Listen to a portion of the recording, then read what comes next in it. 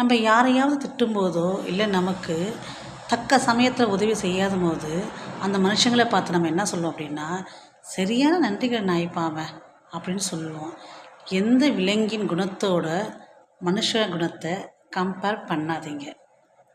மனித குணம் ஆகச்சிறந்த தன்மை உள்ளது, விலங்கு குணம் அதைவிட ஆகச்சிறந்த தன்மை உள்ளது. இதை நான் ஏன் சொல்கிறேன் தெரியுமா? நாய் நன்றி உள்ளது. தன் நன்றியை தன் உயிர் இருக்கும் வரை தன் எஜமானிடம் சமர்ப்பிக்கும். உதாரணத்துக்கு தான் நான் சொல்ல வரேன்.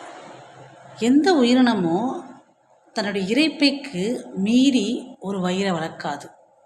தன் இனத்தை அதுவே அழிக்காது. தன் தேவைக்கு மட்டுமே எடுத்துக்கொள்ளும். மனுஷங்க நம்ம அப்படியா இருக்கோம்? ஸோ எந்த விலங்கின் குணத்தோட மனிதர் குணத்தை கம்பேர் பண்ணாதீங்க ப்ளீஸ். விலங்குகள்